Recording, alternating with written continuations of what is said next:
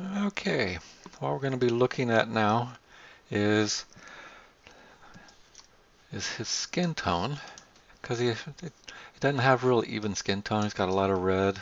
I mean, as we age, we're kind of rosacea type of effect in the skin tone, but it can affect anybody at many ages. And so what we want to do though is take out some of this red and help Mr. Bill with a little bit more even skin tone. And so I haven't done anything. This is just about removing the redness, the splotches from his face. So I'm going to start by adding a hue saturation adjustment layer. And so I'm going to bring it over here so that we can see it. Since it's red that we're looking at, wanting to control, how we start, I'll zoom in on this, is right here where it says master. I'm going to go to reds. And watch right down here underneath these color bars. Watch what happens. And right here as well, actually, on the eyedroppers, because right now they're not active. As soon as I go to the reds, now they become active. And how we can begin is we're going to come to the first eyedropper and we're going to click on the red tone. And probably the worst offense is right here. And we did.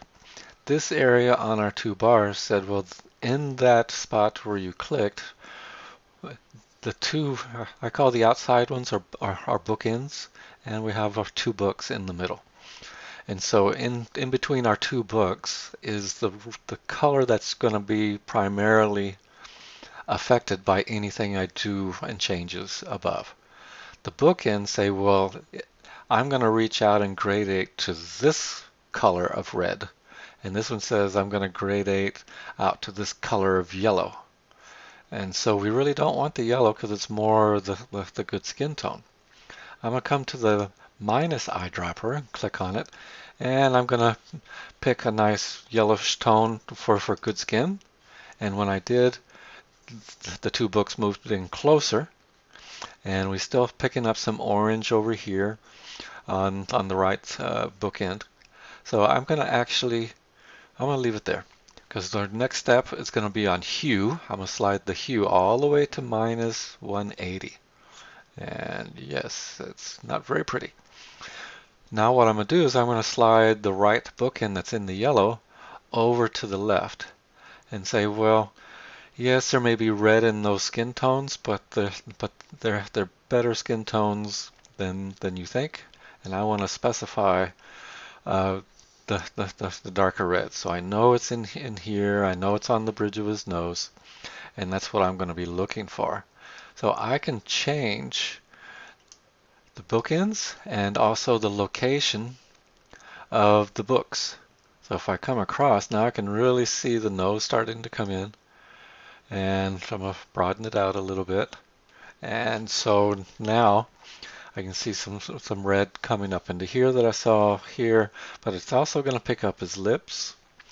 And so we can do a lot of adjustments within here, and you may see his shirt. Look down at the bottom, see his shirt changing. So this right now is affecting the whole entire image, not just the face. And I'm sliding the right bookend over a little bit more. So what I want to do is really get this cyan color, this bluish tone, on the reds because that's where it's going to be primarily affecting. And I can see some splotching blues in here and in here, right over in here. The magenta tone may be affected slightly because it's part of the left side bookend in between the left book and the left bookend. All right, so that's what we're looking for, is to place the two bookends and book that best select our red tones in our image. And that's how we can use the eyedroppers. You don't have to use the eyedroppers. You can slide the books and bookends and do the visual because that's what sliding the hue to minus 180 does. Now I'm going to come back up. I'm going to slide the hue slider back to 0, and then I'm going to start adding, going to the plus side. And I'm at 9, 11, 13. I want to go, see now it's starting to turn green. So hue is going to shift color. See how remember where the magenta tones were? See how it's kind of spreading the green into the magenta tones as well as the bluer cyan type.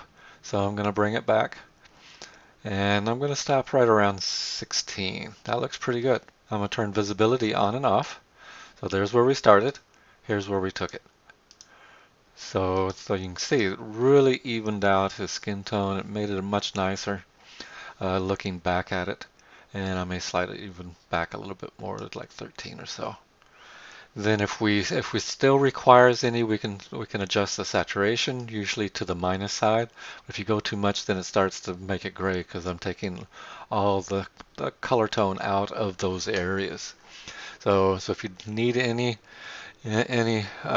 desaturation, it'll be very little. I'm going to stop here at -2.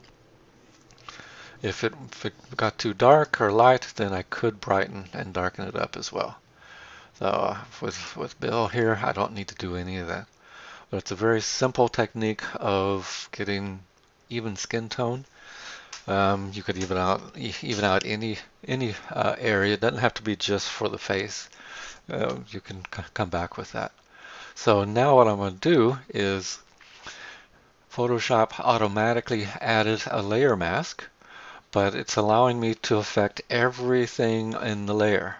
So if I zoom back out to show the whole image and I turn this off and on, you can it's hard to see, but it's affecting all the reds in the whole image.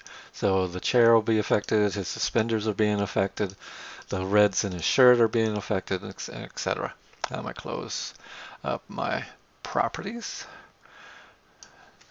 And so what I need to do is I'm going to click once on my layer mask for hue saturation. And as another note, I probably would come in and yes, it's hue sat, but I double click. I'm going to tap the left arrow and facial color evenness. Dash and hue saturation. That way I know exactly what this is for. And I'm going to tap return. But what I'm going to do is, now you can see the broken frame around the layer mask. I'm going to tap Command I, which inverts the layer mask from white to black. This now means that there is no effect from what I applied here. No effect being applied now. I'm hiding it all. So I'm going to zoom back out. I'm going to zoom in on Bill. I'm going to see his whole face. Majority of it. I hope that's not too scary. Now I'm going to go to my brush. I have white on the foreground. I'm going to hold the Option Control key and I'll make it a fairly good size brush to start with. And the diameter, sorry, the hardness range, I'm going to place it up at 70. There we go.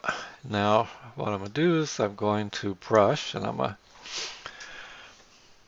brush it, and you can see the mask actually growing. And if you watch the color tone, see how it's disappearing now? The redness is starting to disappear under his nose, but I'm not going to brush his lips because I don't want it to be missing there. And so I can just brush away or brush evenness into skin tone evenness into Bill. And I'm doing just above the eyes and really close and just under the eye and around. So this way I have total control over where this is being applied. And so I'm doing his chin, his jowls, and I'm just tapping the bracket key to change the brush size real quickly. Spacebar to be able to scroll over. I'll get the redness out of his ears. So now what I have is, I'm going to option click on the mask, is that. And I can see some holes, so if I wanted to fill in those, then I could. So there's a hole right there that I missed. I'm option click on the mask again. And if I disable the mask just for a minute, I'm going to shift click on the mask. You can see that how it changes everything. Just look at the lips. And now with the mask enabled, it's only affecting the areas that are white, not affecting the areas that are black. So that's how we can control evenness of skin tone and color-wise. What I probably would do as well, what we should do is come in, because it's color, we're going to change it from normal to color on the blending mode. And that way we're not affecting the darkness and or the contrast or anything else, okay? That's how we do it.